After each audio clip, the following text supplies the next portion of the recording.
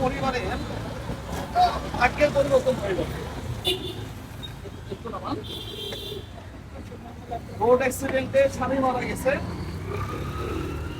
এরপরে সেই মহিলা বিভিন্ন জায়গায় কাজের জন্য গেছে, আর যার এখানে কাজ করতে গেছে সে বলতেছে কাজ করা লাগবে না, পিটিশ পিটিশ, মানে কুপ্রস্তাব যেটা সেটা।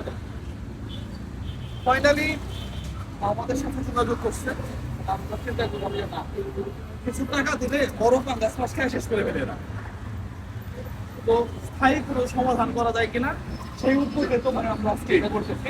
ভাইয়া শুধু রাঙ্গামাটি তো বলেন নাই, আর এটা রাঙামাটিতে, রাঙ্গামাটি চলে আসে।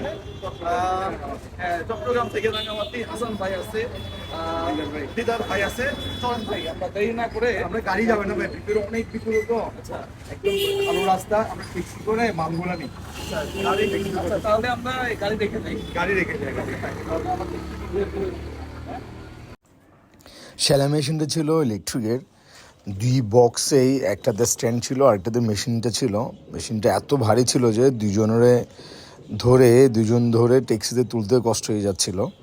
আমরা ট্যাক্সি নিয়েছিলাম কারণ যে জায়গায় নিয়ে যাব ওখানে বড় গাড়ি যাওয়ার কোনো রাস্তা ছিল না, তাই ছোট ট্যাক্সি নিয়ে আমরা ট্যাক্সি যুগে ওই গন্তব্যস্থানে যাওয়ার জন্যই ট্যাক্সি ভাড়া। আমরা আসছি চট্টগ্রাম থেকে সেই রাঙ্গামাটিতে, জুয়েল ভাই এবং দিগের ভাই আছেন সাথে। ভাইয়াদের অর্থায়নে সেলাই মেশিন, ইলেকট্রিকের সেলাই মেশিন, ভাই অনেক কষ্ট করছে। জুয়েল ভাইটা নিজে গিয়ে কিনছে, আমি যেতে পারি না। ভাইয়া আসলে কি বলবো, ভাইয়ের বংশ করে শেষ করা যাবে না। ভাইয়া কষ্ট করছে, গাড়ি ড্রাইভ করে আসছে, আর গাড়ি যাচ্ছে না, ট্যাক্সি নিচ্ছে। অসংখ্য ধন্যবাদ আপনাদের এই সহযোগিতা।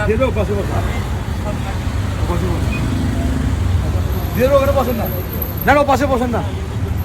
আচ্ছা ঠিক আছে, গাড়ি ঠিক আছে। সবাইকে অসংখ্য ধন্যবাদ। দেখাচ্ছে আর কোথায় যাচ্ছি দেখবেন।